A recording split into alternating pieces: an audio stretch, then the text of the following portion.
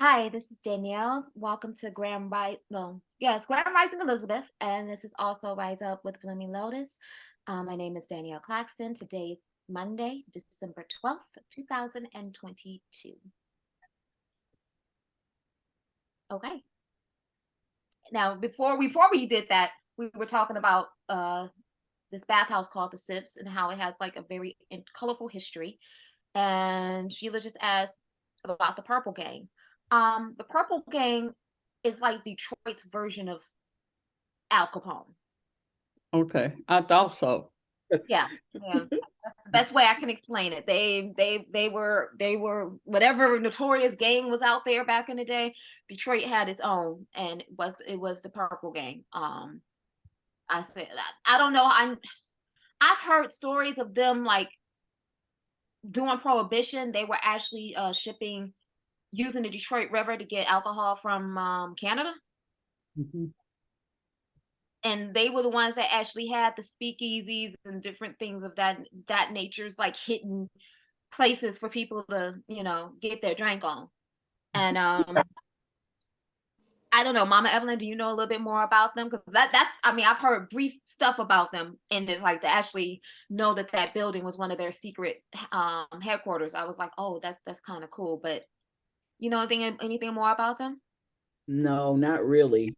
I have asked Michael if he had pictures of his dad, of his grandfather.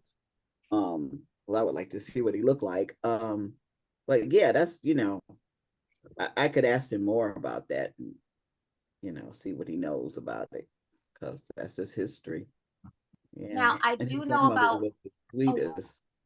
I'm sorry, his grandmother was the sweetest lady, and she's got a house. Well, she's passed away, but the the uh the family house is right there on Van Dyke, um right off Kercheval, prime real estate, and they're holding on. I said, y'all better hold on to that. Y'all better hold on to that. But yeah, she was the sweetest lady. So just to since we just started the recording, Danielle, if you could just share some of the places like MGM and that have services or where we can go and get the sauna and those types of things okay. for a reasonable price. Mhm. And yeah. So you can get a day pass. Like I said, these are pre-pandemic prices that I remember. So you can go to the website and look it up and or call and see what it is. Motown, I believe they used to have a day pass for like $25. So the day pass is like if you had a hotel room, of course the amenities are free. But if you're just coming off the street, just I just need a couple of hours to myself, then you would purchase a day pass. So Motown is one. Yeah, I love their steam room because it has infused eucalyptus in the steam room, and it's amazing and it's huge. That steam room was huge from what I remember. Um, MGM, you can get a day pass probably for like 35 or $45, and you get access to their saunas, their jacuzzis, and their steam rooms. Their steam rooms. I mentioned the sieves, ships. I know I'm saying it wrong. SCHIVZ. Oh, and then I also forgot. I don't know how I could forget about this one. Southfield Family Sauna and Spa. That's on 8 Mile and Beach Daily. So you can get a sauna. Actually, four people can fit to one sauna, and it's probably about less than $20 per person per hour. And you get a changing room, a shower room, and a sauna room all together for about an hour. And then they have two combination rooms, which is a sauna and jacuzzi. And I think that's like 25, probably 25 or $30 per person um per hour. So we got options here. And it's good to like what is it? Just going. I also realized because I know Southfield Family Sauna offers massage, and the idea is that you warm up your muscles and then get a massage. It actually deepens the intensity of the massage for you to be able to get rid more of that lymphatic system. It's better to do both. That's why a lot of spas and spas have the sauna, so you can warm up your muscles, and then go ahead and get the massage. I have not done that combination yet. I'm working that out. But at the event, I did take advantage of getting a free 10-minute black Thai massage. And the Thai is the one when you're on the mat and the therapist literally uses their body to stretch you and massage you at the same time. Ooh, yeah, I'm gonna have to figure out, like, because they knew exactly what was going on with my body and didn't even, ask me. They can feel it, the points. And the gentleman that did mine, I was like, oh, I'm gonna have to definitely figure out a way to incorporate this into my life, because there's a difference getting that stretch and that massage at the same time. So yeah, I'm glad that I saw Mita Oliviera. She went to Atlanta with me when I went to the natural hair show, and she was in the booth with me, and Mita is amazing. She's a master in the whole massage world. She did where she got, like what you're saying, where she got with the client and she was doing all these movements with them, her body with them. It was amazing. I don't remember the name of it. I don't remember the name of it, but I'd like to. What's it called? She went to Thailand and got trained in Thai massage. Oh, that must have been a Thai massage, because I ran into a childhood friend of mine there at the event, and she was telling me she actually traveled to Thailand and had a massage every single day. And she said ever since she came back, she's like, nobody's touch is the same. And I'm just like, I'm thinking of the healing abilities of being able to, not only be someplace as beautiful as Thailand for a week or so, but to get a massage every day. I'm like, you would have gotten any and all trauma what is it, out of you by the time you came back. And I'm like, I'm glad, like I said, that was 4 hours of literal self-care that I gave myself yesterday. And I'm like, I'm glad that I did, because it's a lot going on.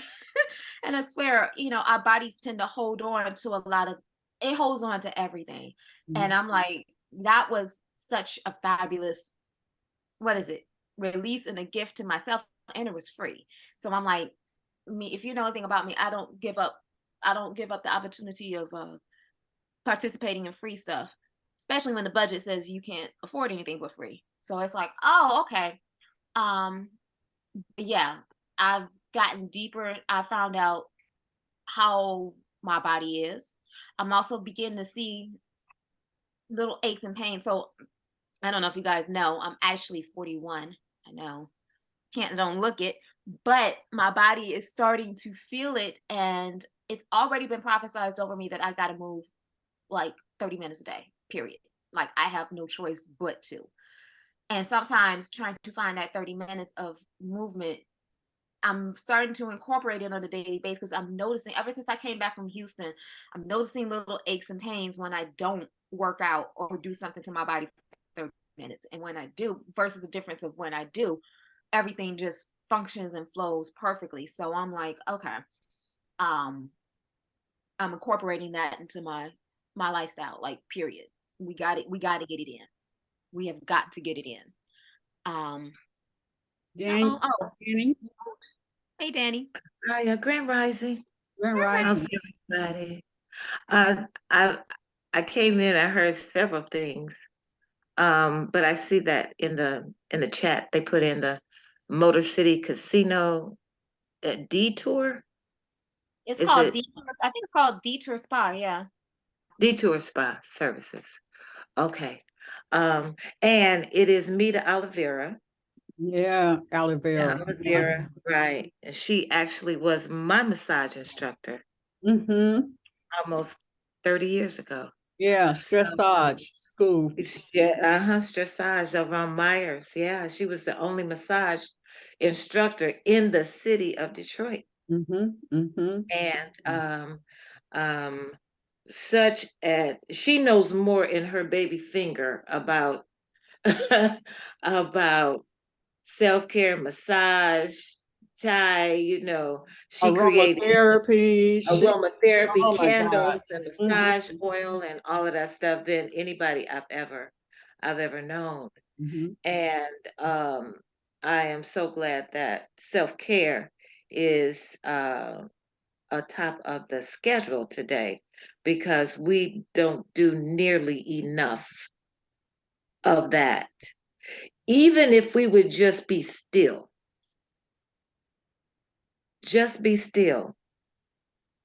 for 15 minutes, it would do our body such good that you could not even imagine.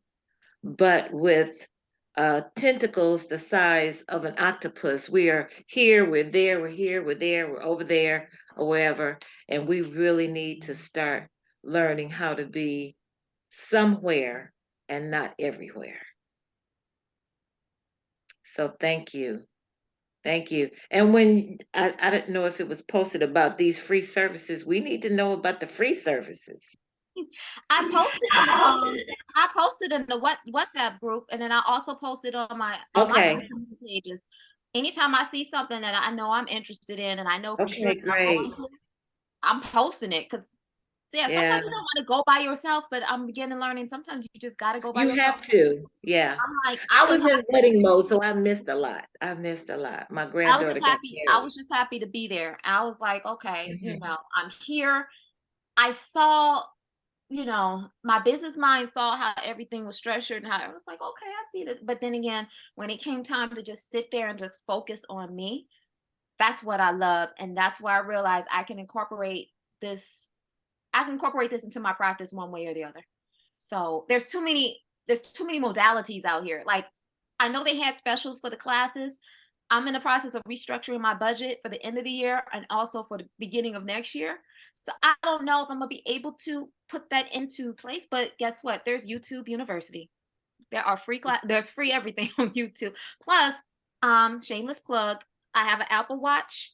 I have Apple Fitness Plus. So there's yoga, hit, Pilates, everything right in this, in the comfort of my computer. I mean, not on my well, I have it on my computer, I have it on my phone, I have it on my iPad, and I have it on my Apple TV. So when I say that, for me, there's no excuse. There's really no excuse. Because I know the resources that is out there, and they're attainable. So I just have to incorporate that in one way or the other. And you're right, even sitting still, is a form of self-care. By me being a caregiver, I've truly begun to understand the importance of the balance of self-care for yourself, so that you can take care of self-care and take care of other people. Because I see people, especially adult caregivers, who are taking care of a friend, or a family member or a loved one, how they can exert all their energy into taking care and putting themselves on the back burner. And I've seen caregivers who used to be caregivers back in the day, and they are so broken down that they need a caregiver themselves. And I'm just like, wow, okay. Danielle, I've noticed quite a few caretakers that, like, they maybe had to take care of their child or someone, like, every day. They don't get to, like, you get to go in and then leave, right? But some people who are taking care of their family, when they, especially when it's 24/7 like that, it's not long after they leave that the caretaker leave as well. It's like that person that, well, yeah, maybe because they didn't take care of themselves, but then it's like that person passes, and then the other couple of years later, they don't live a long life after that. I'm just sharing Well, yeah, some I've things that, constantly, because of the lack of self-care, because they're always being two people. They're always taking care of themselves and someone else, and and sometimes that's three people, because your caretaker like that is not only just taking care of you physically, but they're also handling the health administration part of it. They're handling the person's business, their bank. It's like you're not just a caretaker, you're an administrative assistant, you're a health advocate, and so it's really like three or four, and the stress of it, yeah, it can really wear people down. I don't know. This could be a beautiful thing that just happened, because like I said, I got into this. First of all, let's start like this. I helped my mom take care of my grandmother. My grandmother got diagnosed with dementia when I went away to college back in '99. And the way that they finally figured it out was she kept blaming me for burning bacon, but I was in Grand Rapids. Yeah. So yeah, I don't know how that one worked, but by the time I came home, that first semester, that's when my mom let me know that, she was diagnosed with dementia. Her restriction to the kitchen was taken away, because she really was burning bacon. My grandma had asthma all her life, so she'll put the bacon in the boiler, forget that it's there, it smokes up the whole house, and then she'll have an asthma attack. And then when they ask her, well, who put the bacon in there, it was me, but I'm not there. So it's like, yeah. When I officially came home, my mom became my grandmother's main caregiver, as most daughters do. Most older daughters take on the role of take care for their older parents. By the blessing of God, my grandmother got into a program called the Center for Senior Independence, and it's still in existence to this day. It's a program that's ran by Henry Ford Hospital, and she was able to get a nurse to come and, assist her getting dressed in the morning. They had an adult daycare program from 8 until 3, 8 a.m. in the morning to 3 a.m. and p.m., where they kept my grandmother busy. Their center was over there on Outer Drive in Southfield, so they had a shuttle bus that would come and pick her up, and it was almost like taking her to school, and then they would come and drop her off at 3 o'clock. It took a lot of pressure off my mother worrying about my grandmother being home all day long by herself. Yeah. At least from 3 to 5, she was home. We knew that she was fed. She got breakfast. She had lunch. She was fed. She was entertained. She was, washed over. They even took care of her doctor's appointments while she was away at the center. So they booked the appointments, all the appointments, and they also handled her medication. So it took a lot of that stuff off. But then, we still had to care for Granny when she came home. Yeah. When the weekends and different things of that nature. I think they had a support group for the caregivers and everything. And I was just like her backup, like, okay, you need some time, I'm here. Caring for my grandmother wasn't a difficult job. It was just dealing with her personality. Because I learned then with dementia, either you're going to deal with the 7-year-old, the 17-year-old, or the 70-year-old. And depending upon who I was dealing with was, how my tone of voice and everything changed. When my mom passed away suddenly, that was when my grandmother found out. She was the last one to find out, because thank God she was at the center when everything happened. And, by the time she came home, everything was kind of taken care of, but we had to tell her what was going on, because she was like, why is all these people at my house? We had to tell. The first thing that popped into her mind was like, who is going to take care of me now? Oh my goodness. Wow. She was like, okay. Luckily my aunt stepped up immediately. She was like, well, I'm here. You know what I'm saying? I'm here. There was a transition period. My mom passed away in March. The idea was to be out the house by September, but the depression got to my grandmother hard after my mom's passing. And it was such to the point where I was trying to accolade my cousin. My cousin took a semester off and was like, I love my Aunt Vaughn. I'm going to come and help take care of my grandmother. Realized he wasn't there every single day like I was. So he wasn't used to certain things, wasn't used to certain behaviors. And I think he was trying to get my grandmother up to get ready for the center. She was like, no, I don't want to go. You can't make me do anything, blah, blah, blah, blah. Well, needless to say, my grandmother mooned my 19-year-old cousin. That kind of Oh my scarred me a little goodness. bit. he's like, I don't understand why how she acting like this. And I'm like, because you're used to the sweet and loving grandmother that took care of you growing up. I'm like, you have to Right. realize, depending on how she acted. So when she did that, when I came and I was like, look, you gonna get up, you're gonna go to the center, you're gonna get up, go to the center right now. Get up and get your clothes on. Like, I had to come in and get my mama voice. And he looked at me like, how can you talk to her like that? I'm like, you see, she acting like a 7-year-old. Right, right, Like, right. I'm like, so I'm not disrespecting her. I'm just meeting her where she's at. And guess what? She sure enough got up, got dressed. She shuffled on over.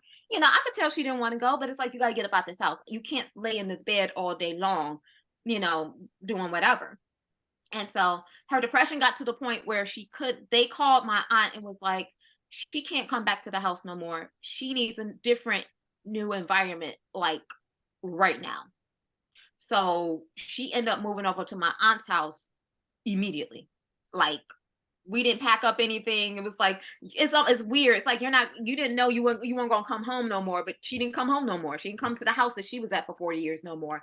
She went to my aunt's house, and her disposition changed dramatically. But still, so I've seen that. And then 3 years ago, a friend of mine, well, actually, let me start back. 3 years ago, me and my partner actually moved into his parents' house to help with his then 95-year-old grandmother. And, that was a blessing to be in that space, to actually be able to help her out. She was a sweet lady. She was sassy, but she was sweet. That's when I realized, I think she asked me to cook some chicken wings upon our first arrival. I did. If you get a 95-year-old approval of your cooking, you know what you're doing. I take that as a compliment. So took care, help assisted in taking care of her. And then a friend of mine just so happened to start an agency like right then and there. And she was like, do you have scrubs? Can you start tomorrow? They wanted me to start today, but I didn't have everything on me. Started the next day. And that's how I started, this career path of actually being a caregiver. And I've taken care of everybody from fall risk, totally independent, but just a fall risk. They just need somebody to watch them, make sure they don't fall. I had a cancer patient. I had a cancer patient that was fighting cancer. Just dealt with people who just need some help here and there, who just need some company, to some serious people, like my recent last client, Miss Burton, severe depression, not depression, dementia. So this has been it's been an interesting journey.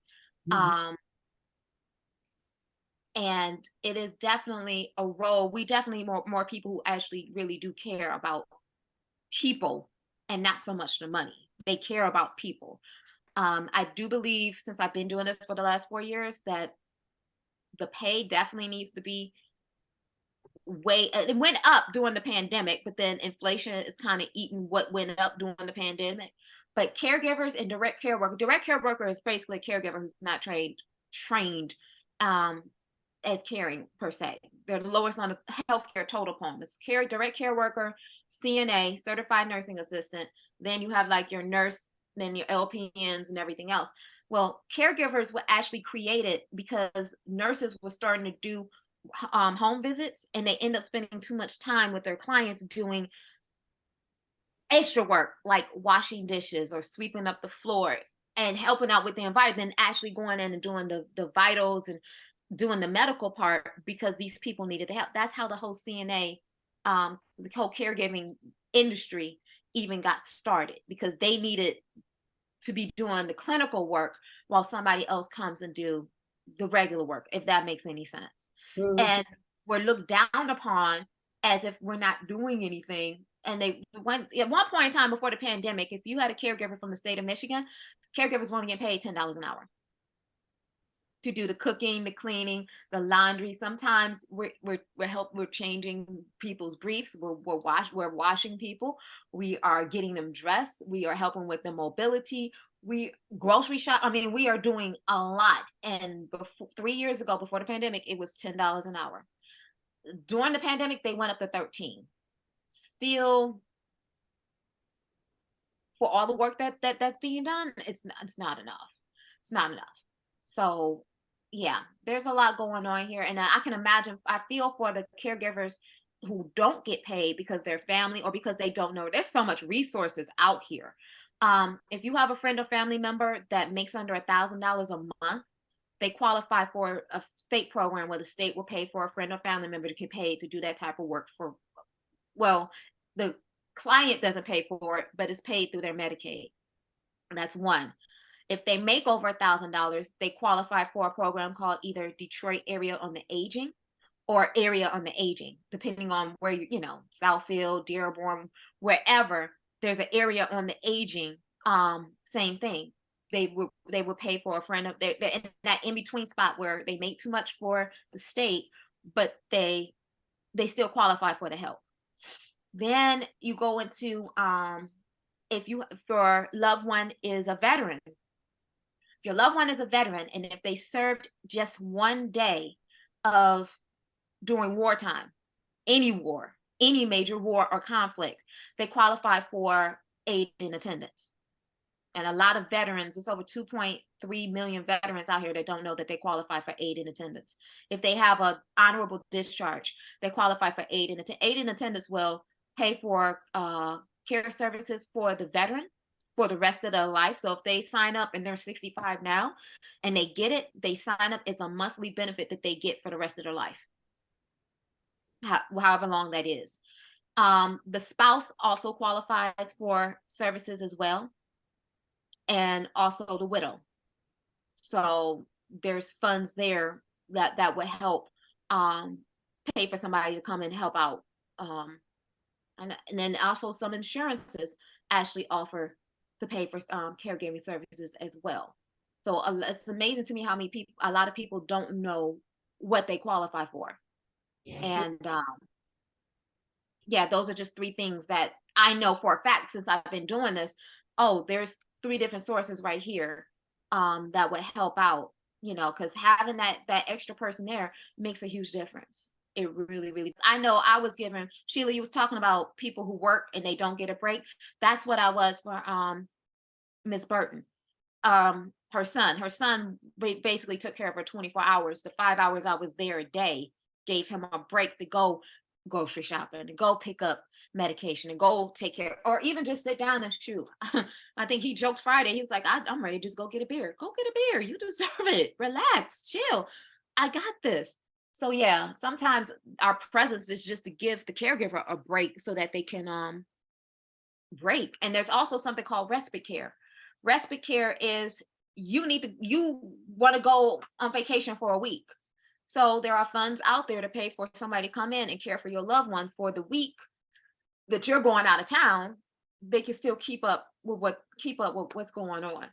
You know, you can go be rest assured that your person is still getting cared for while you're gone for a week. But see, a lot of people don't even think about that. They're like, I got to do this. This is my duty. This is my parent. I'm supposed to do. Yeah, but you can't wear yourself down trying to take care of somebody else. And a lot of people, like I say, they pour from an empty cup. It's like, you still got to take your water. You know what I'm saying? Get your rest. Try to eat as healthy as you possibly can. Get some exercise in there. And like Danny said, even if that means just sit down and be still for a second. We have a hand up, Sister Deetra. Well, grand rising, everyone. First of all, I'm going to wish you strength, Danyelle, because you know what you're going through and what you've been going through, and you're still strong and going. But I want to make a note that my mother-in-law has dementia, and she's staying with my brother-in-law right now, but she might come here maybe. Okay. Where I will be the person over her. And you know, it's interesting the care and attention, you know, that you have to pay attention to, because they can do anything, you know, without them even knowing, you know, that they're doing it, you know. Like, you know, one time she went in my closet and got my clothes and was wearing my stuff. And I was like, oh, you have on my shirt, you know, but she didn't know, you know. And I was like, okay. So, but it's a challenge. I know that. And I thank you for sharing your story because it gave me more insight. And I hope that you will be okay with me tapping on you for, little tips and whatever I can get to help with that situation. So, but thank you for sharing this morning. Oh, you're welcome. I'm a vast resource of a lot of stuff, so don't feel free to tap in. Especially, when it comes to finding if she's gonna stay with you temporarily, there might be a program out there that can, make sure you have the support system to take care of her. You know what Right. I'm saying? While Yeah. like I know you still work, you know what I'm saying? You still have a job. So you might be like, I need somebody to tap into me because there's a vast source of resources. Um, Okay. and I also see Mama had to rules to say my mom used to use respite care. Sometimes the person you care for needs a break from you. That is true. That is so very sometimes you need a break from each other. Like woosah. But yeah, it's definitely the adult care is definitely there. And it's also making me think of because if I'm not mistaken, I believe my great grandmother had dementia.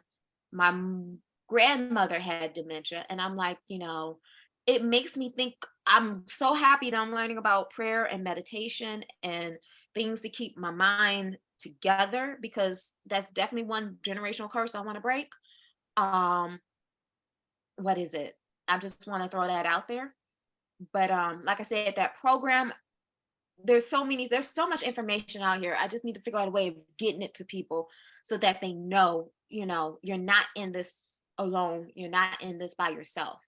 Um, and then also Right.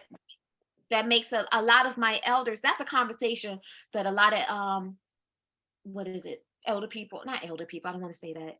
There's a conversation that needs to be had if in the event that you need help that route. You know what I'm saying? Your loved ones should know that these resources are available because the hospitals are overloaded. If something happens, and most people, what happens with a lot of elders, they end up getting a caregiver is they slip and fall. It starts with a fall. And then once you come home with the fall, after you go through rehab, then it's getting adjusted to this new life of needing help or it's a delicate, but if you start having conversations now and start writing stuff down now, it won't be such a new shock and awe when something happens. Same thing, it's like the same thing when we talked about end of life care and funerals and all that. Okay, let's talk about this right here. That's where stuff like also your DNR comes into place. Your family needs to know if something happens, do you want to be resuscitated? Let's talk about when you talk about caregiving, you also talk about guardianship, fiduciary.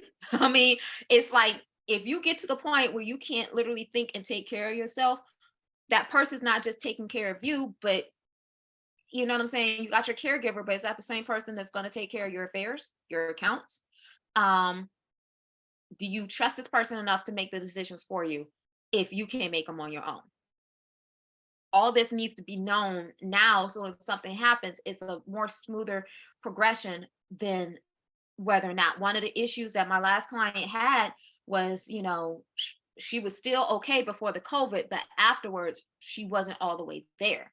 He had such a hard time trying to because that all her accounts are in her name. Guess what? He don't know what's coming into the bank. He didn't know what was on her insurance plan. It was a lot of stuff that just was unknown, and because primary person, you know what I'm saying? So you really need to sit down and talk to your children about, okay, there's this situation right here, but if I'm getting the in between and everything, go ahead and get a lawyer and sit down and talk to them and get with the power of attorney. Have them have the power of attorney, have them have the guardianship, have everything in place so that when it happens, they don't have to worry and stress out about that on top of trying to figure out how to take care of you, on top of trying to get you to the doctor, on trying to get, there's this thing that we just have to even plan for our elders and our seniors if that happens. And that's a lot to sit down and think about. But it's the nature of the reality that we're in right now. So that's something to think about. Do I have any questions? Because I'm just really flowing where spirit wants me to go. Well, Mama Het is sharing some things in the chat that definitely we need someone to come in and talk about, creating our wills and getting our life in order so Mhm. that people will know what to do when something happened. And my question is, I have two questions. One is the history. Is this, I know we used to call it, we call it Alzheimer now. Is it more prevalent nowadays than it used to be? Not my mom's generation, but beyond her, was it? It's been around. How dementia is the first onset to Alzheimer's. Okay, Dementia is, let's put it like this, it's always been here. Because even when you watch old movies, when they talk about somebody losing their mind, or they don't have all their barrels, or it's always been here. It didn't have a name. It was part of aging and getting old and being forgetful and all this other stuff. And now all of a sudden it has an age. It's weird because dementia and Alzheimer's are two different things, but they're almost the same. So yeah, I have to do more research and find out what the difference is between dementia and Alzheimer's, because a person can have dementia and not have Alzheimer's, and then a person can have Alzheimer's and not have dementia, but it's the same exact thing. Emily, so you took care of your mom, private facility. However, you worked with my dad, and dad need a bypass operation. Yeah, I ended up taking care of, I was the contact person for everything as far as my mom was concerned, and everything as far as my dad was concerned. My brothers, just wasn't in the headspace to do that. So, but I had help, and I had a life outside of that. So, yeah. I mean, having caregivers are supposed to be able to help you, like you said, have a life outside of constantly caring for people. And especially think about it. I think I'm gonna use Fame as an example, Sheila, because Fame has you, but then he also has a family as well. So you have a lot of people who, generational, they have multi-generational households, and you have the elder, and you also have young children too. It's like, these are things that you just have to think about and just but at least make sure, Fame is your contact person. I mean, you have Philip, but I'm like, you need to have that backup person. You need to have your beneficiaries.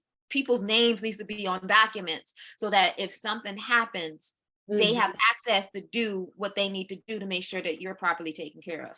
Yeah, I told Kiki and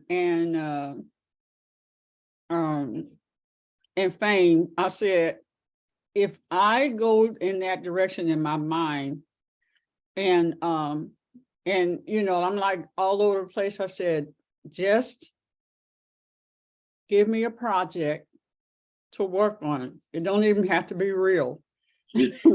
Sit me down in a computer or some paper and say, Mama, I need you to create this for me. And give me a computer, and then I'll just calm down and just be working on that. So that's another thing that that we need to share with our loved ones about how to deal with me when I'm gone. When my mind is going away, just give me something to work on, and that will bring me down where now I know that sometimes the mind just totally goes, you're doing stuff that you never thought, they would do, or that you would do. No, keeping busy is actually a really good thing for the mind. And I wish there was more art therapy and art programs for seniors, period, because they need that. That creativity kind of comes out. Mama Het, which I see your hand up.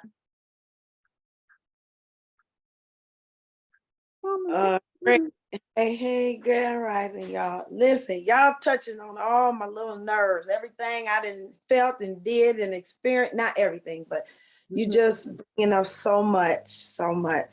Mama, my Queen Aduni, when you were talking about first, I'm sorry, did I say greetings, everybody? Greetings, everybody. Yes.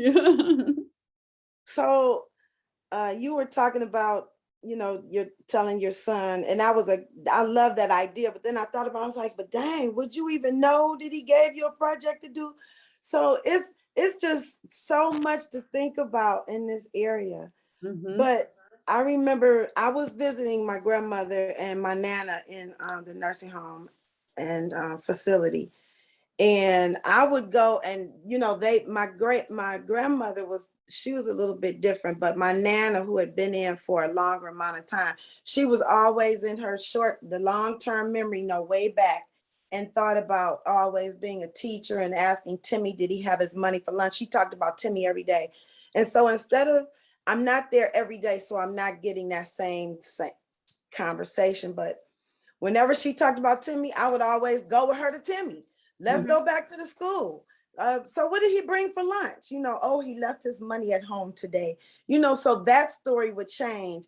Or with my grandmother, she played the piano, but my grandmother loved playing solitaire with cards. Oh my gosh, she would wear the cards out. I've never seen decks of cards the way my grandmother went through a deck of cards. And she would play solitaire. And so I see that it was a thing with her hands. So if we kind of remember what it was that they did and they liked, and if they're so far in their past, then bring it to the future and go with it. You know, having that will done. I'm just going back on what else you all talked about. Having that will, you know, getting that done. Ooh, my little heart beating so fast. Or with the care of another. I was sharing that when my mother got diagnosed and they finally figured out what the freak cake it was. That part. I would put everything I learning about herbs and learning about using certain oils, helping people with ALS, because coconut oil it's a invigorator for the skin. And so I remember one time I gave my mother a coconut oil bath. Oh my God, my mother's skin was so soft. But putting my crystals in her bed, my mother wasn't into a lot of stuff, but when I gave her that kind of stuff, she slept. I still have the basket that she used to keep her in her bed with her.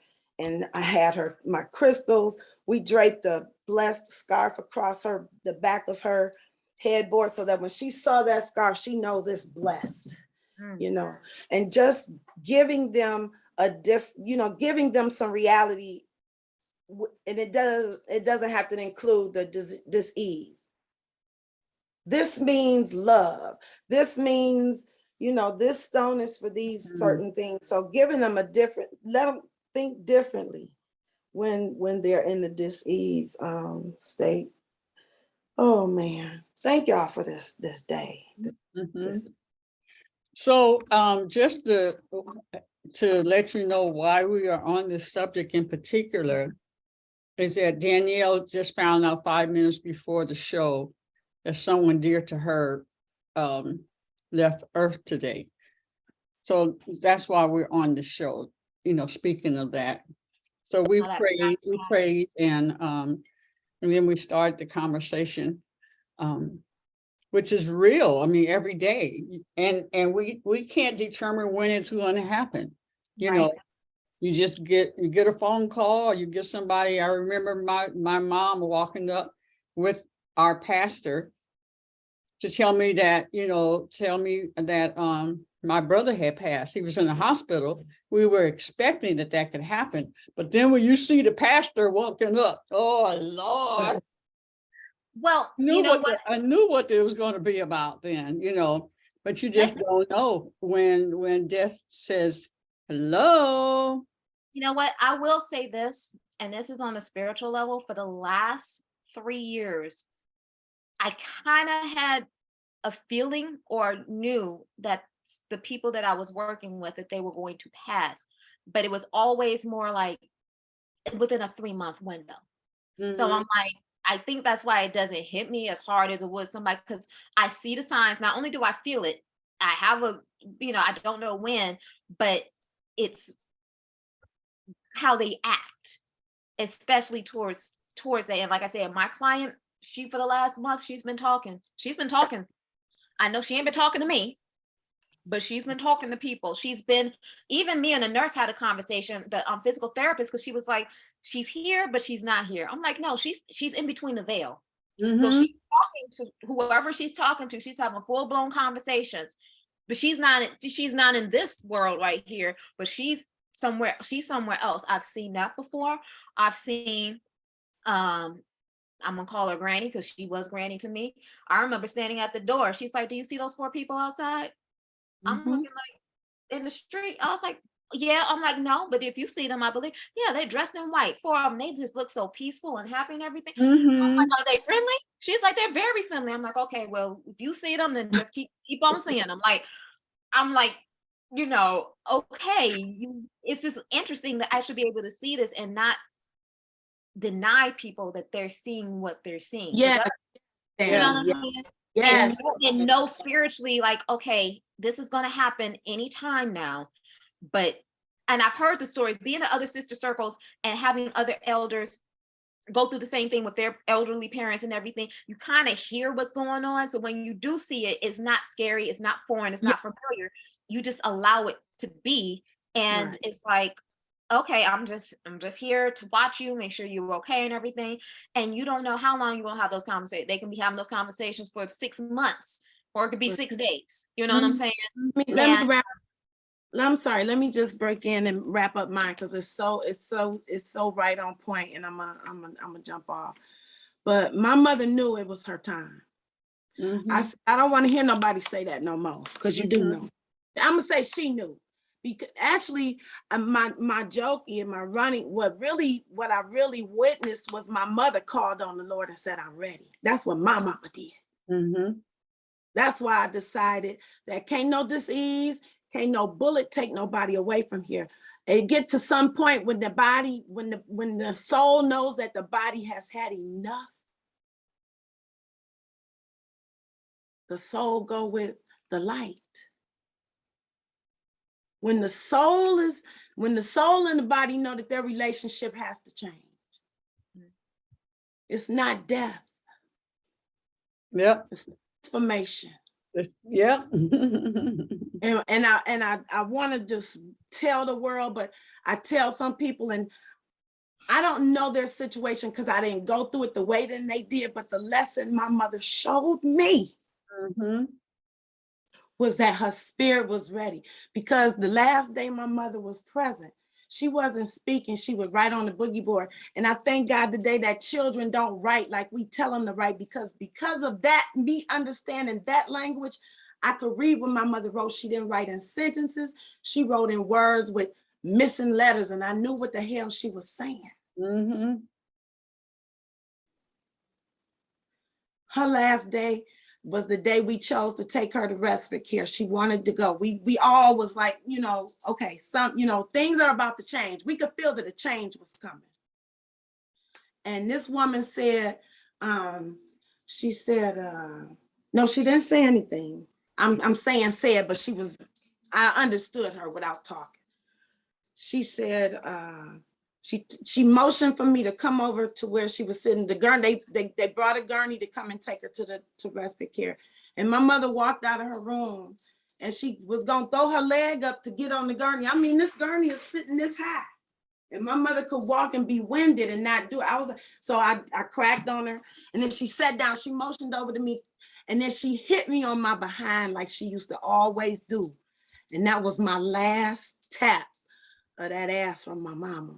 And it brought tear to my eye. It must have took all the strength she had to make that, to smack my behind. And then this woman, when we got there, she said, don't come back here. She told me, don't come back. I called my sister. I said, get your ass here right now. And she drove from near us to Chicago and came and made it to see the body go through it, because my mother wasn't in her body. I was hard-headed like I always am. and I went anyway. My mother's girlfriends came. I mean, her dearest girlfriends came, and her cousins. It was a bit of us. And we watched her body take its last breath. Now, a lot of people thought that's when she died, but I was like, my mother was already gone, and I knew it when I touched her foot. Mhm. I knew her spirit was gone. But then the body labor, we want to, you see the body labor. It was nothing I've never seen before. Mhm. But she told me goodbye when she slapped me on my behind. That was her goodbye. Mhm. It ain't what we think it is. We've been lying to ourselves because we come up with our own concepts of death. When God said you don't die, we see the death because we wear the crucifix with Jesus on the cross. That ain't what we're supposed to be remembering. It's that the spirit never died and it will never die. And that's what they don't want us to know that we know. But we keep playing this human game. I'm done. Danny? I so Mm, appreciate you saying praise that, God. Danny. Wow. I send light and love to you, the family. I send light and love to those who are still grieving. Mhm. I don't care how many years it has been. It doesn't matter. Mama Hedda's right. There is no death. There is a continuation of life that God promised us, life everlasting. And so as we begin to teach that concept, we won't be afraid of this human thing called death. Now, in the Bible, I believe it was Paul when he says, I die daily. And that dying is to all of the things that no longer serve me, that I have been attached to, that I can't let go of. All of the doubt, all of the fear, those are the things that need to die so that we can live. All right. So when people are making their transition and continuing on to their next assignment, they travel. And it's called traveling. Mhm. And if you hear them, or if you ask them, where are you now? Sometimes they'll tell you, I'm at Lisa's house, or I'm at so-and-so's house, because their spirit travels to say goodbye to the loved one. So let me preach on that right there, Yes. because 2005, my mom was 54. My mom passed away suddenly. When I say that, she literally went to sleep and didn't wake up. My mom passed away on St. Patrick's Day. That's why I don't like St. Patrick's Day, period. For one thing, what happened as my family started to come together and started coming from across the country, there was a conversation between her brothers and sisters, and it went like this. My Uncle Howard, who's in Atlanta, was like, you know what? I woke up at 4 o'clock. I had a dream about my sister. I woke up right at 4 o'clock. My uncle Andre is like, you know what? I woke up at 4 o'clock.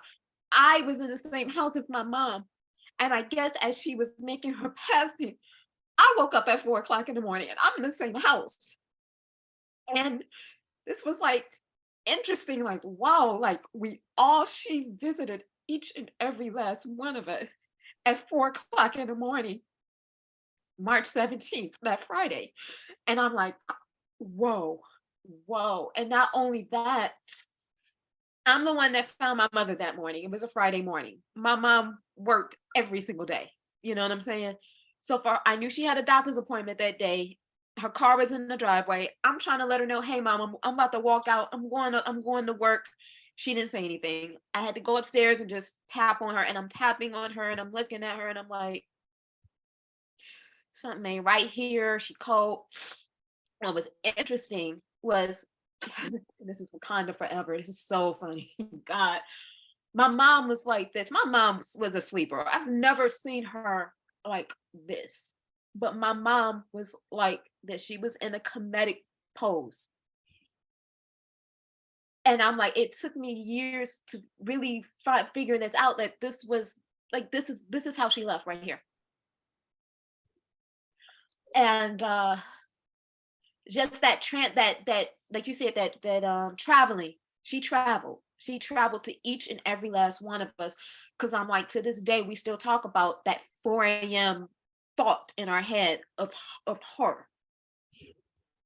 And I'm just like, wow, like she was just like, and I'm so happy because the night before that happened, everything was just normal. It was just normal. My mom had her rollers in her hair. She was talking to her best friend. That Thursday night, I usually go visit my friends and we hang out and have fun. I decided to stay home. I'm like, I just want to go home. I want to be around my mom. I don't know why I feel like I want to be around my mama, but I just want to be around mom. And she chilling, and the last person she talked to was her best friend. That was on the phone. That was the last person she talked to. So when I had to tell her best friend of like 40 years, your best friend is gone, that was just like, she couldn't understand, because she was like, I just talked to her. It's just interesting that we're having this conversation. I just reconnected with that best friend. For years, it was hard for me to be around her, because it's like, you remind me so much of my mom. You and her were like thick as thieves.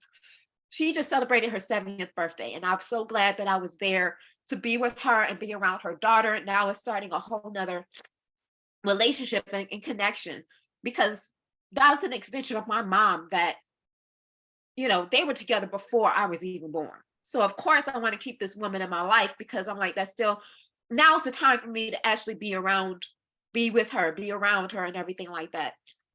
But I just had to touch on what you're saying, because I'm like, I'm remembering certain things and I'm just like, wow. And I really feel like I do have to do some ancestor work, because I'm looking at my ancestor altar right now and I'm like, okay, I just got to do some work with you guys, because now's the time. It's just time. And And ever I since then, go ahead. no, I would like to offer too, because I heard you say that I hate St. Patrick's Day. So often we give more attention to the day our loved one passed than we give to the life and the legacy that they have left. So in part of your ancestry work, your work is going to be around creating a new expression of St. Patrick's Day. Yeah. Okay. A new expression of the day that that person passed. And our humanness, we don't want to, oh, they go to the funeral, oh, this is a celebration or whatever it is. And oftentimes we don't feel that way, but it is. It is a celebration of life of that person. And so if we could create a new normal, aside from the day that they shifted and ascended, and know that they got their wings and they're off into their forever everlasting, why can't we create a memory that would honor their life on that day? So that's part of your ancestry work. Okay. The other thing about death, and as we teach people, and especially children and your grandchildren, teach them, don't be afraid of death. All right. And the other thing is, have you put your ancestors on assignment? There is a book called Hiring the Heavens, because we have legions of angels who are willing and ready to do our bidding, and we don't ask. Our mothers, our aunties, our grandmothers, grandfathers, they are waiting. They're looking at us and saying, look at my baby down there struggling. All she got to do is ask me, I'll help her. Oh, So, God. and it is, what did they bring to your life that they can lift you up in this life. Okay. So I have a parking angel. So every time I go, I'm not looking for it. And she used to say, she's my parking angel, because when we would go into a parking lot, I was like, girl, ain't nowhere to park out here. She say, hey, I'm not looking for nowhere to park. I'm looking for a place to park. So every time I am in desiring of a parking space, I say, come on, Jamia, go to work.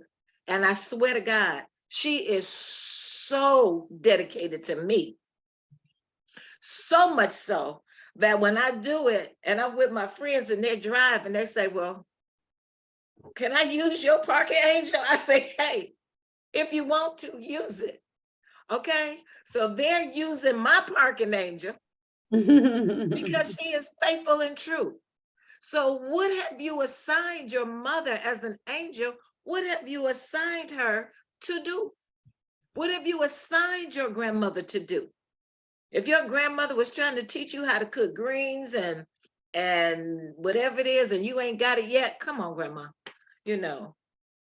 So, okay, so I do my ancestor work, and like Lord knows I have ancestor work I need today, because I have a situation that right now only the ancestor God and the ancestors can work it out. And I got my peace and confirmation when I was at the yoga event yesterday when the song came up, we gonna be all right. I was like, thank you. Okay, that's all I needed to know. I'm gonna be all right. So I'm like, I don't have to worry about the fear and doubt. It's already gonna be taken care of, but I know the ventrification that I need to do today to make sure that that goes forth. My mother, I usually don't go to my ancestors to ask them for a specific thing. It's more like, okay, protection, peace, protection, make sure I'm okay. But right now I do have something that needs to be taken care of. And I'm like, I'm going to go to them and have them do it. And it's not like it took me a second. This is the story. Danyelle, take a breath, child. Take a breath. Breathe, baby. Breathe. Yes, I was about to say that. Thank you. Okay, I'm gonna go with this example, that it took me an example to realize that my father came through, and I didn't realize how my father came through. I'm not gonna go into the history between me and my father, but there was a reconciliation between me and my father before he made his transition, which is weird because my father and mother transitioned 90 days in between each other, and they were divorced for 17 years. I don't know how that works, but that's what happened. My dad kept promising, you know what, baby girl, I'm gonna get you a car. I'm gonna get you a car. I was like, Dad, don't worry about it. You don't have to do anything. He just wanted to get me a car so badly. I was like, okay, I'm gonna let you get me a car. He passed away not giving me a car. Years later, I got gifted a van from my aunt and uncle, but it wasn't until recently, the car that I have now, which I'm paying a note on, it wasn't until recently that it just hit me in my head that was the car that my dad was trying to give me. Like, just how easy the car came about. It was like, you do realize this is the car that your dad, it took some years. The van too was from your daddy. The van too.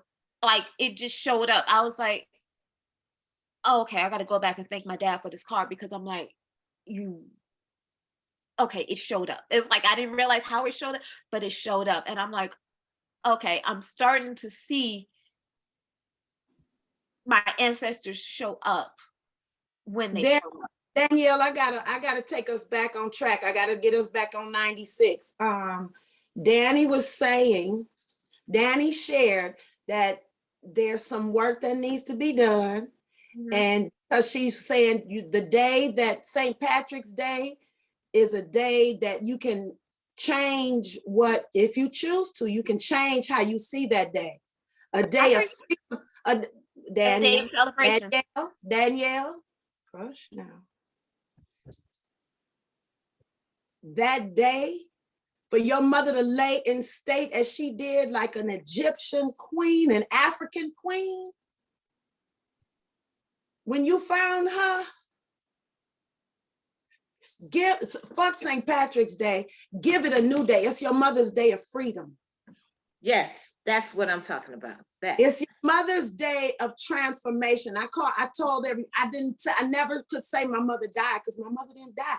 That woman is with me so much so right now, more than she ever was. Just like you say, your mother traveled. Your mother told y'all, but she told every one of y'all goodbye. Mm-hmm. Even her best friend, and you got the bear witness to that. Mm-hmm. So St. Patrick's Day, I don't know what St. Patrick's Day is for everybody. But baby, when you talking about wear green for the earth, for the love of the earth and all that, blah, blah, blah, you can change the meaning of all of that, what it means. Wear your mama's favorite color on that day. It's a holiday. It's her day of freedom. Yes. Yeah. Give her that. These people don't get to take our days. It's like us. That's what I said about that. That's why we keep putting people on the cross. Get them down off the cross. Mm-hmm. Yeah. So can I show you something? I hear, and I'm I'm listening to everything. I got a picture. It's really weird how when people pass away and she had a work family. They cleaned out her desk. You have family all over the place. There's different type of families we develop. So this is on my ancestor altar because this is, I hope you guys can see it. This is a picture of her at work, taken that last week at work. The last week? The last week at work. Girl. So I just wanted to show you a picture. Not only that, it's interesting how spirit comes about. Yes, I'm moving. Yeah, because your mama making you get up. That's what's happening. She making you So one of the things of confirmation, how people come into your lives. I've known Sheila from working at my uncle's shop. We've always talked business. But it wasn't until I went to a Constant Contact event that I get a chance to sit down with her. And then life shifted and I ended up working with her and for her. And she has become like that. At the time, Sheila had blonde locks. You just saw my mother was, blonde. Sheila had these blonde sister locks. And we're in the loft, and in Sheila's office, she had this poster. Well, this poster, it hit me because my mom's best friend at work just gave me her belongings that was in her desk. And in her desk was a magnet that was a copy replica of a poster that Sheila had in her office. So if you can't get confirmation, and Sheila knows this, because I was like, oh my God, this was on my mother's desk. And it was right above my head. Yes. Mm-hmm. So I'm like, she shows up and shows me half the women that needs to be on my life. And yeah, I'm just like, all of it. This is a good conversation. I swear to God. from that day, Danyelle. Free your mama from that day, for your expression of that day. Yeah. Yeah. I'm glad you said that, Mama Het, because we want to hold them to who they were down here, or in this, or not, well, because we understand up there and down here, but there is no up there and down here. It's everywhere. So we want to hold them to that day or how they were. We want to hold them to this existence down here, and they are free. Mama had said that's your mama's freedom day. That's her transformation day. That is not that is the energy. You can create a new experience of St. Patrick's Day for yourself. Celebrate, like I said, wear your mother's favorite color on that day. Do something that maybe you all did together.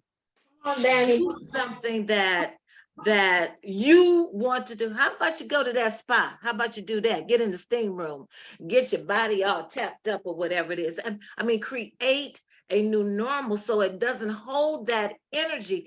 We keep holding the energy that's weighing us down. Not only does the St. Patrick's Day have a heaviness for you, it's even leading up. So it's not just one day.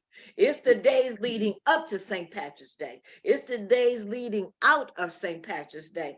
It could be a whole week where you are feeling all of this, your mama is free and she's telling you free yourself up too.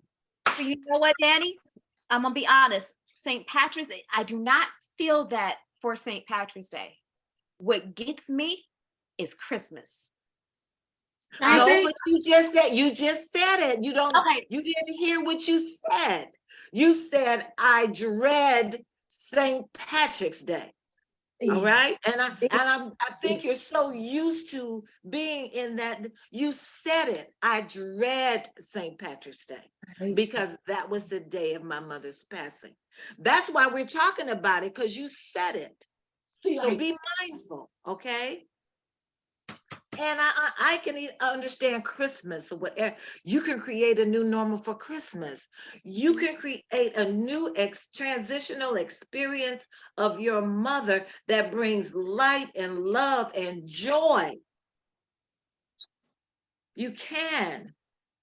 And that's why I say that's the work that we need to do with our ancestors. And let me say this too. We are holding ancestral trauma. Of what someone, uncle did to us, an auntie did, you know, whatever it is when we were children. I have a girlfriend whose auntie slapped her once. She is 75 years old. And when she talks about that, it's almost, I say, your auntie slapped you when? She said, girl, I was 8. I said, 8? And you still holding the energy from when your auntie slapped you at 8 and you 75? And you ain't said before. Okay, so, and we're dragging this energy through our lives, and we wonder why our shit don't work. We wonder why we're so heavy. We wonder why the joy that we want to experience, we're not experiencing, because we dragging what Uncle Leroy did, and we dragging and we dragging, and we have to heal it so that we can live fully in the truth of who we are today. Not what happened to us in 1957, 1999, or what happened to us yesterday. Because yesterday died last night. And so many of us need to let that stuff go. I know it's difficult,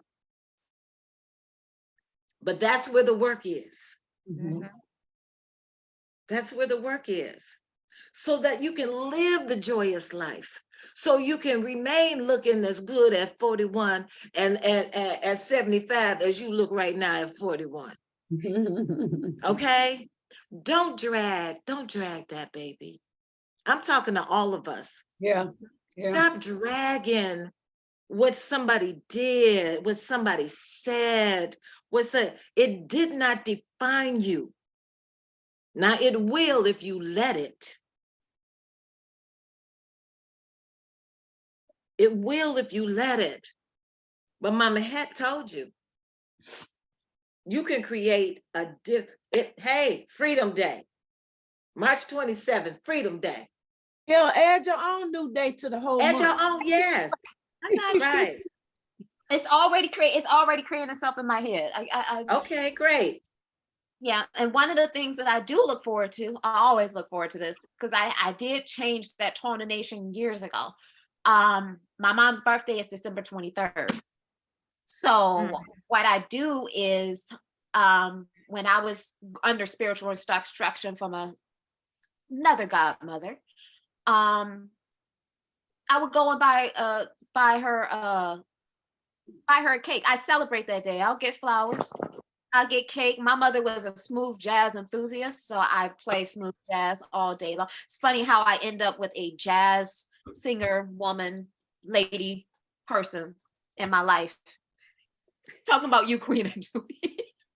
But that music, you know, I grew up in a musical household. I played the flute. She made sure I got music education and everything like that. So playing smooth jazz, getting a bottle of wine, getting flowers, singing happy birthday to her, you know, I love doing that for that day. My mom, this year I want to get some poinsettias, because for Christmas she would do poinsettias around the whole house and everything like that. Instead of getting a Christmas tree, because it was too much putting things up and putting, should get poinsettias. And I'm like, okay, I want to get some poinsettias to honor that. But I love celebrating her birthday. I do. Her name, Danyelle. What's her name? Yvonne Denise. Her full name is Yvonne Denise William Claxton.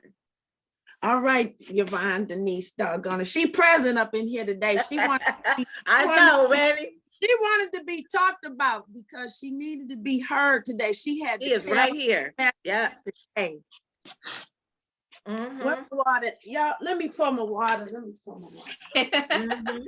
I forgot I got a glass of water right here. And I'm like I said, sometimes in life you don't know how things are going to twist and turn. I had no idea this was going to turn into this today, but I'm glad that it did. And it's like, I'm glad to get the words from you, Danny. I really am, because I'm like, I needed to rehear that. Need to rehear it, period. Yeah. I'm glad you listened to yourself when you didn't go that Thursday and took your behind home and listened to your gut. Oh yeah, it's like, and right, like I said, Danny, that day. Right, y'all? I was 20 something. I was like, I just want to go home. I don't know why. I just have the urgency just to be home. And I'm so glad I was home. You know what I'm saying? I'm glad I was there. Private moment. You had your private moment with your mom before she died. Yes, that whole week was, when I think about that whole week, it was like, just, it was interesting. Like one of the things that happened that week, I was like, Mom, watch this movie with me. I never asked her to watch a movie with me. She sat down and watched Mean Girls with me, because I always hear how good, my mom was the it girl in McKenzie High School back in the day, okay?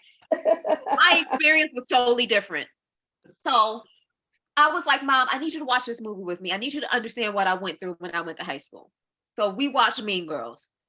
She was like, I did not know it was that hard for you in high school. I was like, oh yeah, this is a good representation of what was going on with the cliques and everything. I was like, she's like, I'm so sorry. She's like, I'm sorry you didn't experience what I experienced. I was like, no, it's okay. I'm like, I'm over it. But I'm like, we watched she sat down and I asked my mom to watch a movie with me, and she watched it with me. I love the fact that she took that time out to watch a movie with me. You know what I'm saying? I was like, wow. Like I said, we don't know what happens during that week, but I remember that special time. And so, yes, I'm glad I listened. My spirit was like, go home. I went home. I'm like, I just need to be home. So. Yeah, I'd like to just throw in that what comes to me is the scripture that says,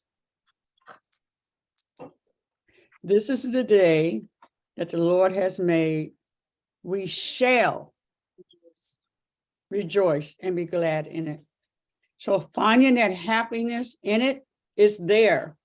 We shall rejoice. So it doesn't matter what happened here and there. And I'm not saying we won't go through sadness and stuff, but that finding the joy in those times is a precious job. We get to do that because it's there. It is right there. And it is a choice. It is a choice. It is a choice. Mm-hmm. It is a choice. Mm-hmm. So if you're choosing joy, if you're choosing peace, if you're choosing compassion, all right, then that's what it's the experience is there. That was available for you. Yeah. Choose it. Yeah. Choose it. Reverend Amani was sharing with me about that I have a lot of things that's deep down that I've dealt, maybe surfacely. This is my way of expressing that. But we, like you said, Danny, we got some deep work that we need to come together and create that time to go deep within. Yes. Deep down, and release this stuff. Some deep work, and release this stuff so that we can be more powerful and more effective in our individual ministries and in our group ministries. In every area of our life. And when I say ministry, I'm not talking about just religions. I'm not talking about that. Oh, I'm yes. talking about our life. Right. Shia Street, Yeah, the Shia Street. yeah, yeah. Thank you. Thank you. And I'm gonna help you. I'm gonna help I you love build that. get up out of that depth. I'm gonna help you build the ladder right now. One of my lessons is Sandra. Remember the lessons. That's the climb up out of that stuff. Sit down with that shit and smell that shit. Remember that shit because you fed yourself that shit. You got to let that shit go. Turn around and look at that shit and see where it came, learn where it came from so you don't have to keep dealing with that shit. But you got to release it else you'll be full of shit. So shit that out. And some of it you can fertilize. Don't forget. Yes, it is fertile. Let me, woo, come on, mama. Look at here. It is fertilizer for the life that you were meant to live. Yeah. All right? It is fertilizer. And you use each one of those steps to climb up out of the drudge or the dread that we have allowed ourselves to marinate in. Ooh. Oh yeah, we can get up and get dressed and look real good. We really can. We clean up well. All vogue on the outside and vague on the inside. So when do we bring those pieces of ourselves back together and take those pieces back from Uncle Leroy and Auntie Mamie and so and so and so and so that you gave up? As a child, you had no choice. But as an adult, you get to choose. And if these people are still living, you don't have to be obligated to be around them and go to their house and visit them or one thing. You're not obligated for that. Forgive them and move on.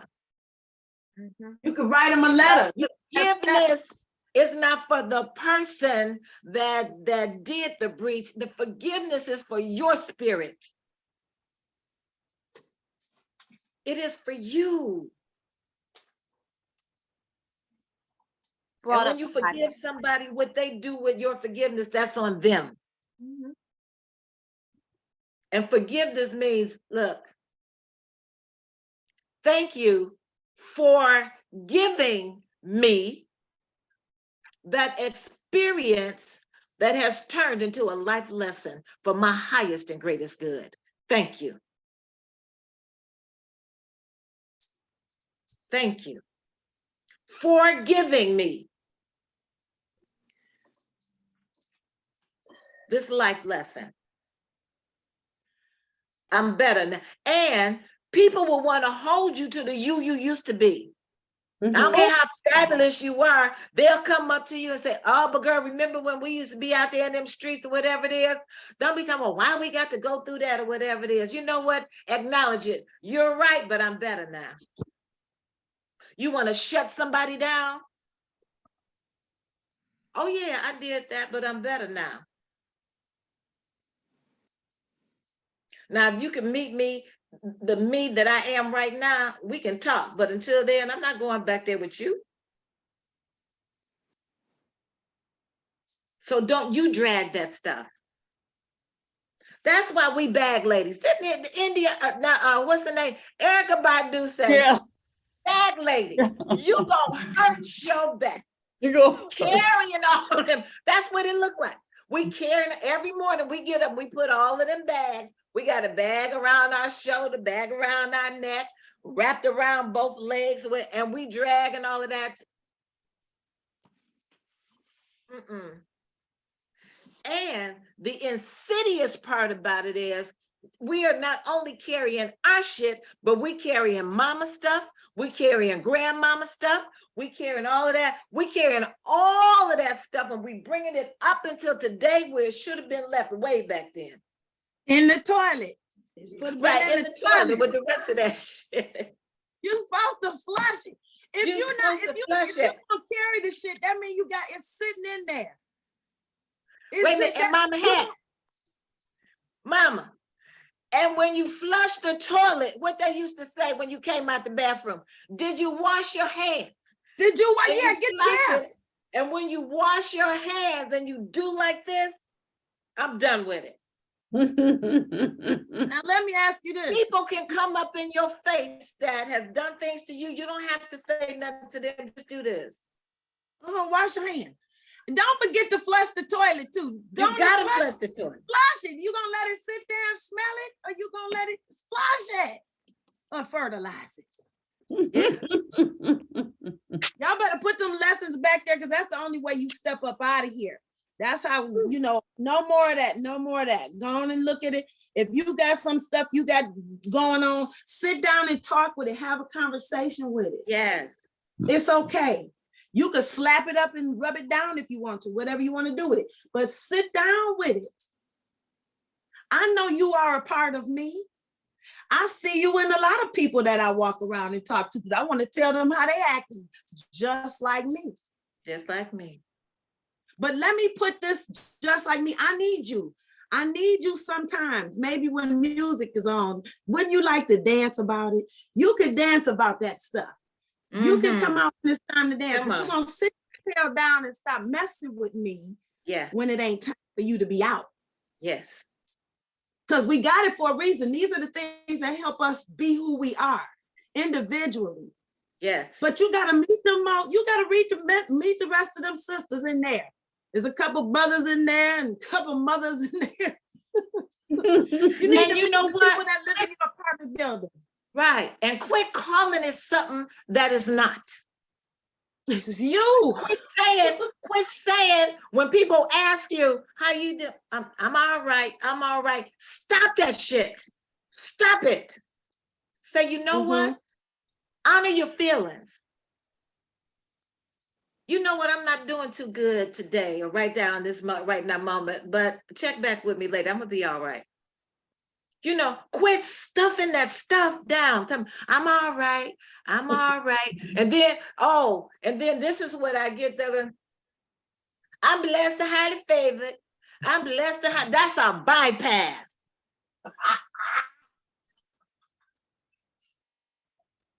Oh, I'm blessed and highly favored. Yeah, while your world is fucking and falling apart.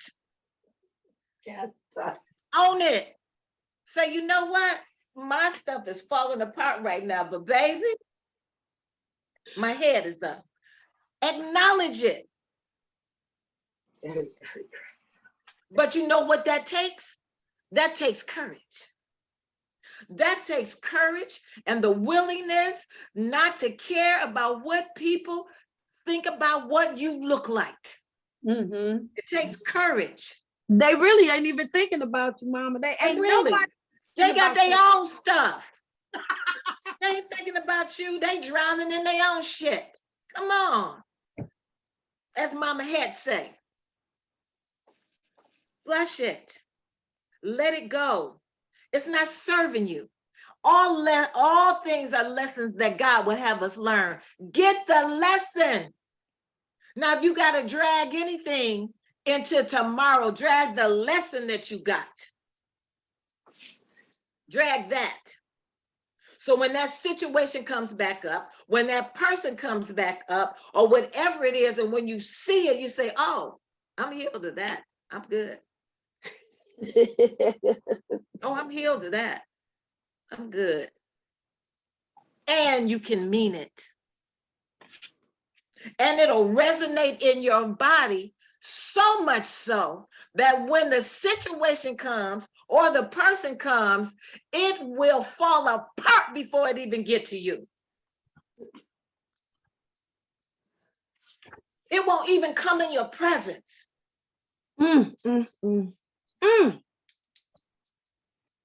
But it's a choice. And how willing are you? How willing are you? How willing are you? Let me tell you something. This is the honest God truth, and I'm gonna shut up. I'm fucked up, but I'm all right with it. And what I mean by that is I know the areas that I'm still doing work on in my life. That's what I'm talking about. Okay? I'm fucked up, and I don't say this to offend anyone. Mhm. Yeah, Me- I'm fucked up, but guess what? I'm all right with my fucked upness. How about you? You all right with yours? Because I got tools and I can use them. And I tell you something, I ain't as fucked up as I used to be, okay? Mama, I ain't as fucked up as I used to be, all right? Mhm. I'm doing pretty darn good. See, But there that's are things, and they will come up and I say, oh, okay, I need to work on that. Okay. Mhm, Acknowledge it. mhm. Acknowledge it. Be all right with it. When it Let me hit you, tell that's you what you're something. supposed to say. My favorite saying is I can be a work in progress and a masterpiece simultaneously. I am a work. I am a I mess. am, okay? But I can be a work in progress and a masterpiece simultaneously. There it is, perfectly imperfect. That's it, ladies. That's it. That's it. It's all right. I gave up caring what people thought about me so many years ago. Oh, Lord. I cut it off. I cut that out when I cut my hair off. I say, I'm not going to be bound by nothing, no people, no nothing. I don't want to spend no more 8 hours in the beauty shop. My time is too valuable. I say, cut it off. This was almost 35 years ago. And the barber wouldn't do it. He said, man, I can't do that. I can't cut all this hair off. I said, that's You all sure right. you want to cut it all off? Yeah, that's exactly what he said.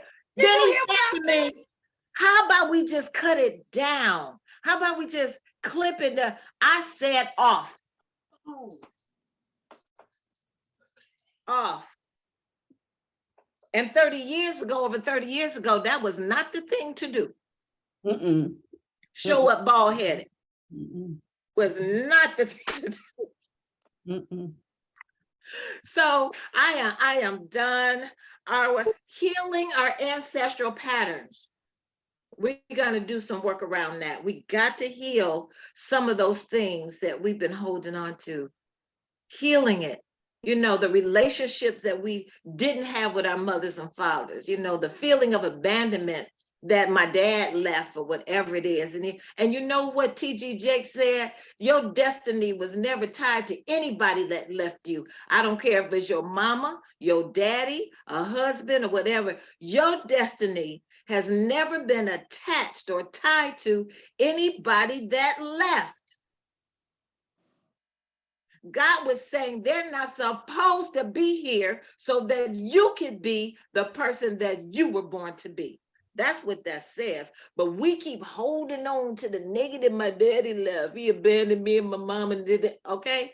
We hold on to that energy. Right. And it's strangling us. It's strangling But the you know, life. right. But mommy, you know what happens in that too is that you forget that, dang, so-and-so had a life. They don't get to live their life. They got to live your life. They got to live the life for you. You respond. That's when we learn that you are responsible for just your own doggone shitty self. That's right. You are here to guide and be a lesson on the path for people, but you are not responsible for nobody else's life, not even your child. You got to give, when my baby come, I know I got to give my baby to the world. She not mine. That's right. Khalil Gibran says those people, those children don't belong to you. They come through you. Thank you. They come through you. They belong to the world. So what Now, about your responsibility is to nurture them for the task that they're going to have when they get out in the world. Right. They come through you. Yeah, I love that song with Hakama. Yes. What, mama? Hakama sings that verse. Your children About your are children, not your yeah. children. They're not yours. They are the sons and the daughters of Right. life longing for itself. They Yes. come through you. They are not of you. They come from you. Though they are with you, Yes. they don't belong to you. That's Love right. Also, that. Sweet Honey in the Rock. Is that the same? I mean, people, that's what I Lily? meant. Oh, That's what Sweet I Honey in the meant. Rock. Honey was- Okay. I had, I was like, maybe that's I had another an group. autographed copy. Yeah. Somebody Yeah, stole it. very nice. I Yeah. really Somebody And this- needed to hear it, Mama Evelyn. Somebody needed to hear needed to it. hear. Yeah. Somebody needed to And hear the it. last Thank you for thing we being the need to vessel for know, them kids. the last thing we need to know about our parents, Mm. whatever they did or did not do, who would have taught them how to do it? If they didn't get it from their mother and father, if they didn't get it from his mother and father, who would have taught them how to be a father? Who would have taught her how to be a mother? Who would have taught them how to nurture or whatever if it wasn't taught how? So we keep expecting mothers to mother and fathers to father, whatever it is. How about they were just two young people screwing around and they got pregnant? They weren't trying to be parents. They was trying to have some fun. And fun and fun. Can you look at your mama and daddy as teenagers possibly, or as a kid or whatever it is, not really sure about what's going on, but somebody say, okay, now you got to be a daddy. And here he's saying, well, daddy, I just wanted to get my groove on. I ain't trying to be no father. All right. So look at our parents as doing the best that they knew how to do while they were doing it. Because guess what? They were kids too. And they did a good job. Okay, they did a good job. They got you here, and look at you and all your fabulousness. Or they could have Look just at been adults you. doing the best that they can do. That That's they right, would- Bridget. That's right. They're always doing the best that they know how to do. And God said, I'm gonna put this baby in here and you gonna do it. And so there it is. Because we don't learn how to be parents until you become a parent. That's right. That's something when I got pregnant, I was about to become something I ain't never been before. And let me tell you something else. What's being birthed in you right now as an Elizabeth, you ain't never been before. You have never been this before. So you got to try it on. You got to walk with it a little bit. You got to see what shade of lipstick she likes. She might not like the shade of lipstick you like. We might come in one day and you be done cut all them pretty locks and braids off. We like, hey, shoot, Queen of Doom showed up one night with a whole mouth full of teeth. Come on now. Transformations up in here. Come on. Oh, mouthful. A whole mouth full of teeth. Come on, y'all. I don't have that. Okay, all right. Instant teeth. That's right, baby.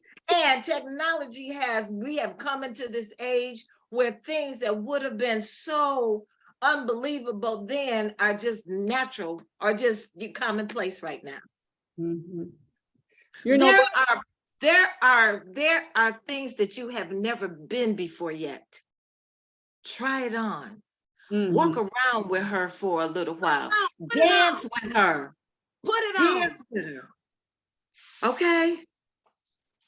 you know, Put go ahead. what you call that skirt, that swish that you can twirl and it go out. Poodle. Mama had, Poodle. yeah, put Poodle skirt. that on. Try her out and be gentle with her. Be kind to her. Take her. Speak sweetly to her. Speak sweetly with sweet words. Ask her some questions. Yes. What do you like? What do you like now? Okay, I'm muting myself, right? But I have to say this. I love this journey. I love the sisterhood of just being able to share, period. And sit and receive. Just sit and receive. It's like this last 2 hours is a lot. But see, you were the vehicle today. It wasn't just for you. This conversation was not just for you. It's for Bridget, who shared with us about her father. It's for everybody that is grieving something right now, loss of something, or a dying of something right now. You were the vehicle today, baby. You were it. And And thank as you. you just said, you didn't intend this conversation going the way it did, but when does any conversation we have ever go the way we intended it? Yeah. Because too much Queen life set it up. Queen set it up that when the spirit comes in, we're gonna let spirit have its way. And that's what it looks like. Baby, you were the vehicle, but it blessed every last one of us today, and I thank you. Jackie? What a rich conversation. I just wanted to just take a minute and just say, I'm not sure what my relationship or some kind of whatever's going on with Blooming Lotus, Danyelle and I. But first of all, I got his serendipitously through Queen Aduni. And when you were just mentioning some things today, I just wrote down a couple of things. So today's my mom's 91st birthday. We celebrate her birthday today. And I'm a full-time caretaker for her. Thank God she's doing very well. And this morning she was on the phone talking to another family member of ours. This is a guy, and she said, "Oh, when's your birthday?" She was talking to him, and she said, he said, "Oh, it was December 23rd." And I was like, "Oh, December 23rd?" He said, "Yeah." So let me write it in my mom's book for her. So I mean, that came up, right? And then his wife, who's not doing that well right now, but his wife's name is Yvonne. My middle name is Denise, and I play flute. I've been playing flute since 6th grade. And I still play flute. It's my heart. It's just my heart. And I'm also a jazz singer. Wow. Like Queen Aduni. So I don't know what that means, but like I said, I've been here now, I guess 3 weeks now, Queen Aduni, and I feel this sisterhood, and I just love you guys so much, even though I've never met you in person. And I'm just like, I love being here. So just thank you. We love you too and glad to have you. Thank you. Yeah. When I was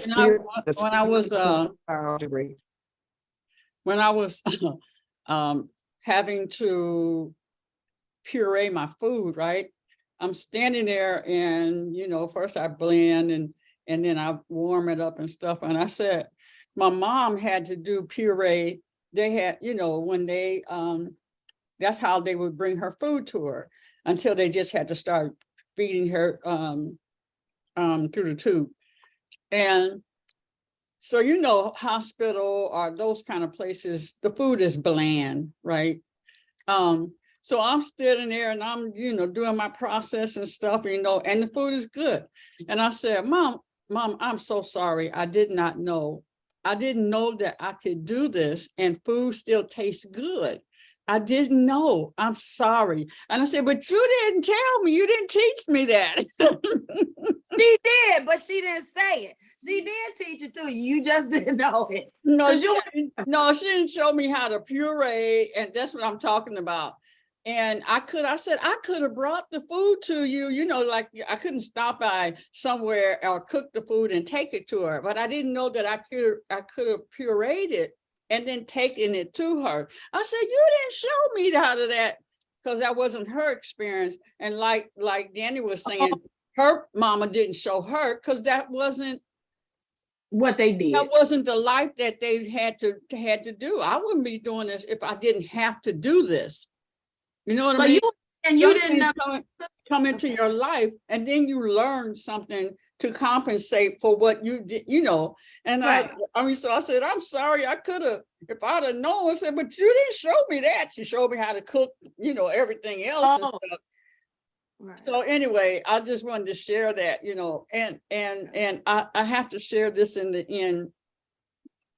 So I had to sing I sing Christmas carols every year, right, for this party. And I had Saturday was the first day I used the polygrip. So I said, that morning, I said, well, let me try it out. And so, okay, we're doing good. We get to the party at that night, I'm up there singing, my teeth come loose. And at first I said, ooh, and then I'm got the mic in front of me. I got the book, you know, with the words in front of me. So my husband is, because it's a two, I sing the carols he plays. And then when I felt it loose up, I said, in between sentences, I said, oh, my teeth are loose. And then when I did one of them songs where you go like, oh, and my teeth almost fell out my mouth. So they're wondering what is doing. The lady that hired me, when I told her afterwards what was happening, she said, I was wondering what was going on. And I mean, literally, my tongue is chasing my teeth, and I'm trying to still lead in Christmas carols. So anyway, my first day with Polygrip was funny, just really funny. So I did put it in this morning, and I said, okay, so just like I do everything else, I have to carry Polly with me. Polly is my new girlfriend. She got to go with me wherever I go. I tell you, it was so funny. And then sometimes when it really got loose, it was just funny. And because you haven't been her yet. You haven't been this Sheila before, right? So you have to learn. You got to carry your tools with you, and Polly Grip got to go in the toolbox, Polly baby. got to go. Me and Polly got to go. Polly got to go. That's my new girlfriend, Polly. Queen, you said you was gonna cut up. You told me and Mama Evelyn Friday you was gonna cut up at this thing, and I don't think you did. I think your teeth was like, we gonna cut up. You need to take this show on the road because my stomach hurt. And I was like, I'm not able to breathe properly right now because I was like, oh my God. And I told Shelly K was there, and I told her, I went over afterwards, I said, girl, my teeth almost flew out my mouth. She said, girl, I'd have been on the floor. Laughing. Anyway, so that's my first experience that I need Polly to go everywhere I go. Polly got to go. Queen, I just want to back up 1 second because I just want to say, I remember how you felt going in. I remember how you felt going in, and look at all of this joy. I don't know if I want to laugh or cry right now. I know. Because the tears almost coming, but the joy that you have brought yourself for doing what you thought you were supposed to do. It was for this moment for you to do this right now with us to witness. Yeah. Danyelle, same thing. That's beautiful. We need to put a book together about how our mothers, how they left here. Mm-hmm. Physically, I'm talking about the spirit, the spirit. And because I think your story, that was just incredible. Yeah. Yeah. And I just wanted to say your mama also, I think she, Jackie, how many did you have? Like mama, you had about 4 of them with you. You got 4 of Danielle's mom, different energies of Danielle's mama with you. Sheila got 2. Look how she's showing up. And your daddy showed up about the car, so both of them present. What's your daddy's name? Patrick Mavis Claxton. Oh, wait. Your daddy named Patrick? Yes. Patrick. Yes. Patrick. Is that yours? You need to hear what you just said, Danyelle. Did you hear what I just, St. And your mama died on St. Patrick's Day? Really? And they died 90 days apart. And they died 90 days in between each other? Girl, come on now. I got Celebrate. Yes. I got chills. Yeah. Yeah, Daddy, you better do your altar work when you get done, girl. Your mom and daddy's over here at my house. I just want to tell you, they're all the way over here. Okay, they needed to talk to you today. That's why this happened, because your parents want to talk to you. Woo! And they want to let you know they are there together. They went 90 days apart. Whatever you've been holding on against your daddy, you need to let it go. That was your mama's man. They went to be together. You didn't know what past they had. Oh, well, there's a story behind. There's a quick story behind that. my mom had a memorial service, and in true fashion, my brother showed up late. Everybody, the question everybody's mind was, where's Patrick? Where's Patrick? Is Patrick gonna show up? Blah, blah, blah, blah. My dad finally showed up. He showed up late in true fashion. I have an uncle that said that he had stayed behind when everybody went to the repast. And my father told the picture, because we did a memorial service. My mom was cremated. We did a memorial service. He said he overheard, my dad went to the picture to talk to my mom. And his word for verbatim, per what my uncle said, was like, you know, I'll see you soon. I didn't know. I was like, okay, I'll see you soon. In May, I got the call that my dad was in the hospital. My dad was an addict in the past, so he was always in and out the hospital, and it was not anything to be in and out the hospital. Did not get a chance to see him in the hospital, and I did attend his funeral.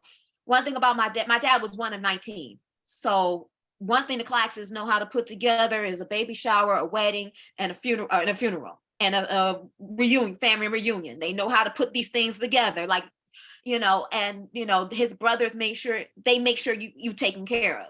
So the family took care of all of that. And I'm just like, okay, it was totally different from what my mom did, but I remember my uncle telling me that, and I'm just like, he said, I didn't understand what he was talking about, but then sure enough, 90 days later, around Memorial Day, that's what happened. But it wasn't your business. He was talking to your mama. He was talking to my mama, yes, he was. Yeah. I definitely know I got some ancestor work to do today. It is. Okay. Dang, that thing was messing me up. That messed me up. There's a brother who's always at Bert's. His name is Bill Meyer, and his wife passed on the day of their anniversary. Till I die. Till death do we part. And they were married like 56 years, something like that. Talk about beautiful. You know, talking about beautiful. When my cousin said her mother woke up that morning and said, I'm ready to go, prepare me. She put her dress on, her white dress on. She laid her down and stuff, you know, at the end of the day. And that was it. She went on. She said, I am ready to go, prepare me. See, she called for her chariot. She knew that's how my mama did it, like that right there. Mm-hmm. That's it. Listen, I'm out. Put on a long white robe. Put on a long white robe. Hey, Mama Hat. We gonna cut. We so done. We cutting off our. We gonna cut on mute right now. We gonna cut that.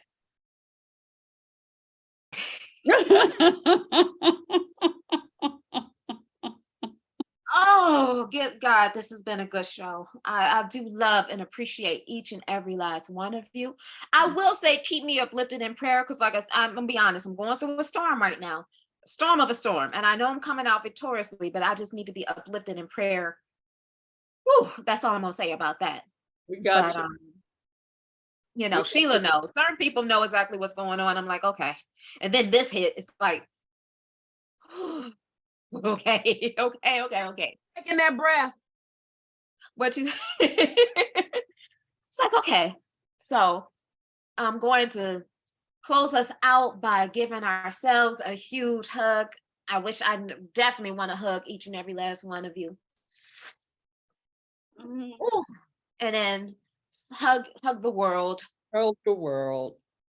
And sprinkle love, compassion, and tomorrow, prosperity, joy, forgiveness. Love y'all. Love you. Love each and every last one of you guys. Peace out. Peace out. Love you.